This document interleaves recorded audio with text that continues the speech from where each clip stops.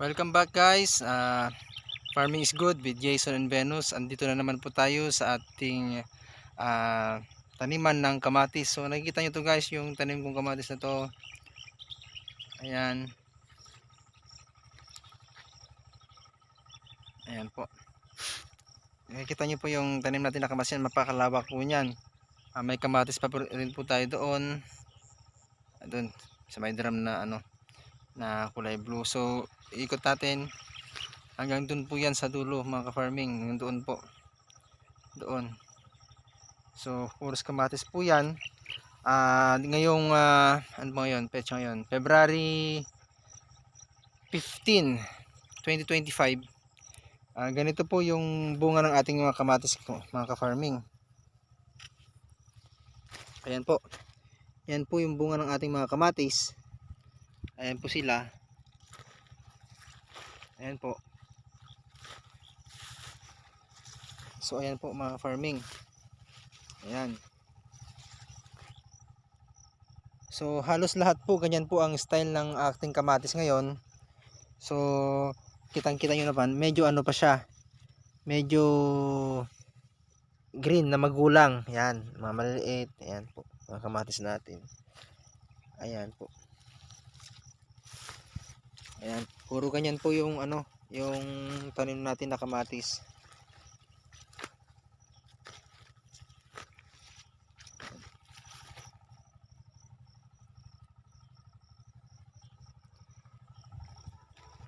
So ngayon po wala pong masyadong presyo ang kamatis natin ngayon.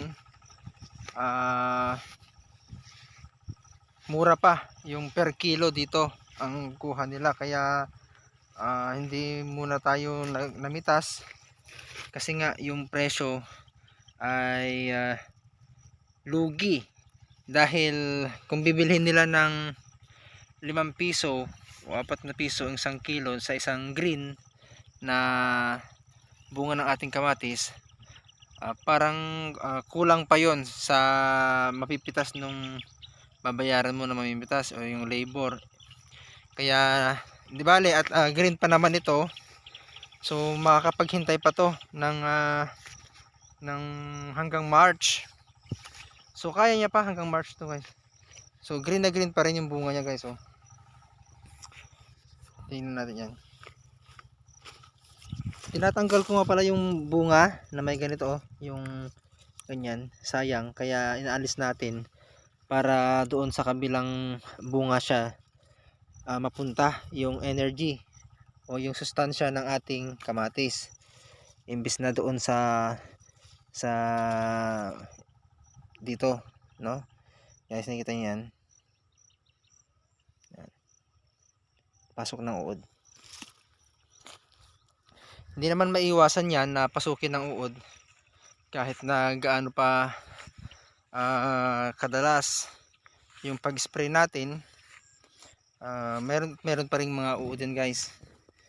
Kita nyo guys, yan.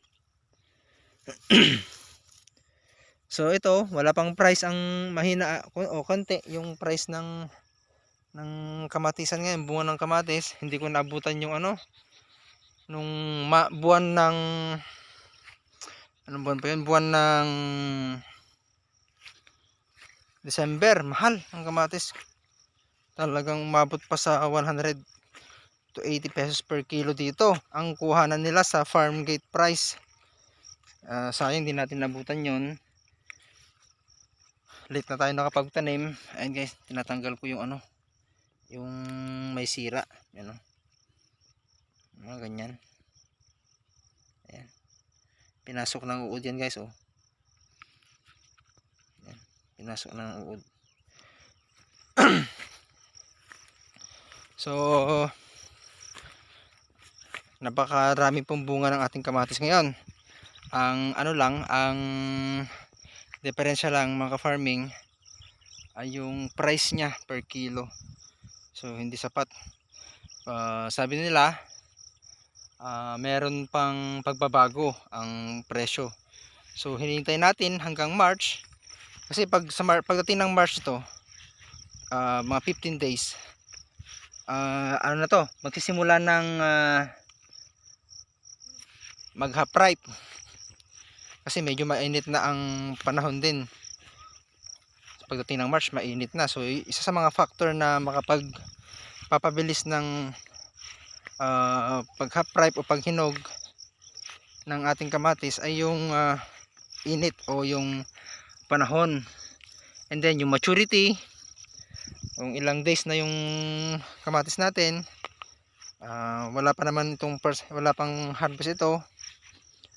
At saka yung magpapatubig ako sa after 3 days ng vlog na to. Ano pa yun? February 15, mga February 18. Last na patubig na yun, guys.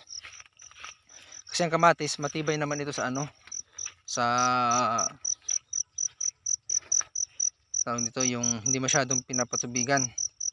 Kasi pag pinatubigan mo to every pag mga ganitong edad na, yung namumunga na every 2 weeks. So bale tatlong tatlong patubig na yung ginawa ko rito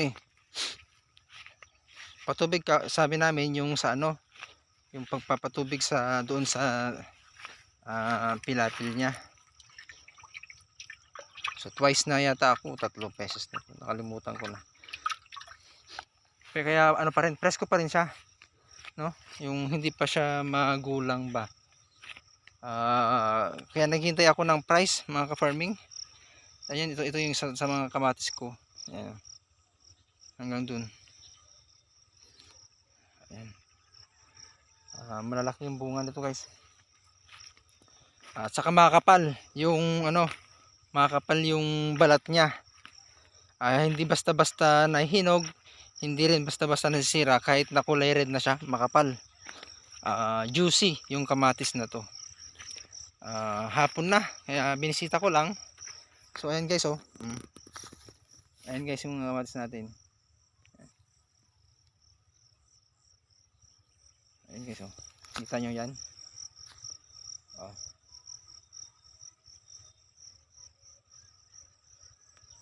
So napaka-bless na maraming bunga ng ating kamatis. Kaso nga lang ay yung presyo talaga ang hindi maganda sa panahon ngayon. Hintayin pa natin yung yung pagbabago ng presyo. Shout out sa lahat ng mga new followers sa aking YouTube channel.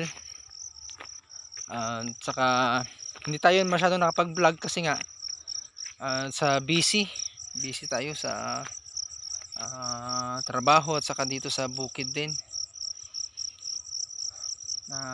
Maraming salamat sa panonood sa aking YouTube channel, and update ko po kayo kung may pagbabago ulit ng presyo ng ating kamatis ngayon. So sana ay tumaas pa yung per kilo. Sayang, hindi pa talaga ako nakapagbenta. Promise, wala pa talaga. So bale kung pagsasamahin ko lahat ng tinaniman ko ng kamatis, aabot yata ng 1 hektarya. Tapos nagtatanim pa ako ngayon kasi pag namunga yon, aabot siya ng April or May. So pag ganung buwan dito, pag ganung mga season dito, wala nang masyadong kamatis, kaya mahal ang kamatis. Pero pahirapan nga lang ang pag-alaga kasi summer na dito sa amin, mainit. Kaya kailangan ng patubig, madalas na pagpapatubig. So yun, guys, maraming salamat and thank you sa pag-subscribe sa aking YouTube channel, Farming is Good with Jason Benos. Kamusta kayong lahat? God bless and ingat po sa ating lahat. Proud farmers po dito sa Ilocos Sur. So Ilocos Sur po. God bless.